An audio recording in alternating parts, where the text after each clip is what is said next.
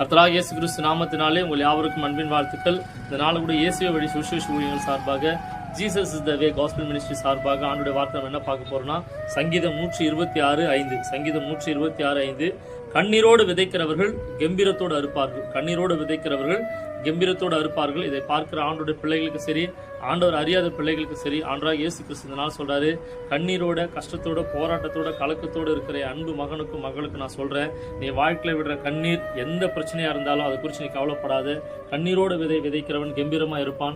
சாதாரணமாக நம்ம வேர்க்கடலை விதைக்கும் போது வேர்க்கடலை நம்ம பலனை எடுக்கிறோம். அதே போல ஒரு பாகற்காயோ இல்லை என்ன ஒரு விதைச்சாலும் அதற்கேற்ற பலன் நம்ம அடைகிறோம். பட் வசனம் சொல்லுது, கண்ணீரோட விதைக்கிறவன் கம்பீரத்தோடு அறுப்பான்னு சொல்லிட்டு.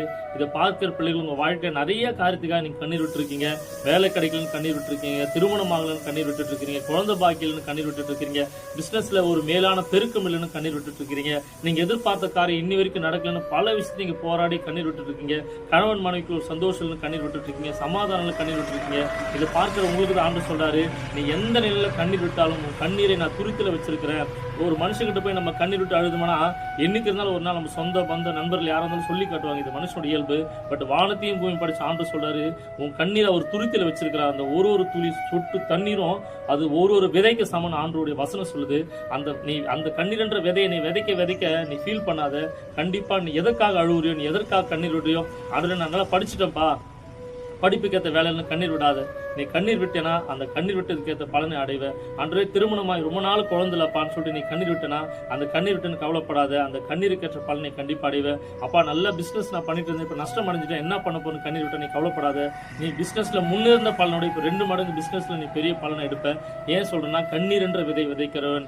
இனிமேல் உங்க வாழ்க்கையில் எப்பேற்பட்ட பிரச்சனை, போராட்டம், உபத்திரவம் நீ திருமணமாய் ரொம்ப வருஷம் குழந்தையில கூட நீ கவலைப்படாத. பைபிள 1 சாமுவேல் அன்னாள் என்ற ஒரு ஸ்திரீ இருக்காங்க. ஆண்டவர் ரொம்ப நேசிச்ச ஒரு மகள், ஆண்டவர் ரொம்ப நேசிச்ச மகள். அவங்க தேவ சமூகத்துல போய் மனம் கசந்து அழுதாங்களாம். சொந்த பந்தத்துக்கிட்டயோ, மாமனார் மாமியார் கிட்டயோ, அப்பா அம்மா கிட்டயோ, ஃப்ரெண்ட்ஸு கிட்டயோ, கணவன் கிட்டயோ ஆண்டவர் சமூகத்துல போய் அழுதாங்க. வசனம் சொல்லுது, மனம் கசந்து தான் இதயத்தையே ஊத்திட்டாங்களாம். ஸோ இதை பார்க்கிற ஆண்டோட பிள்ளைகளுக்கு சரி, ஆண்டவர் அறியாத பிள்ளைகளுக்கு சரி, ஆண்டோடைய வசனம் சொல்லுது, நீ ஆண்டு சமூகத்துல அழு, தனியா போய் ஆண்டு சமூகத்துல கதறி அழு, அது ஒரு நாள் வீணா போவாது. நீ என்ன காரியத்துக்காக கண்ணீர் விட்டு அழுவுறியோ அதை நினைப்பதற்கும் ஜெயிப்பதற்கும் அதிகமா செய்து கர்த்தர் நிச்சயமா மேன்மையை வைப்பார்.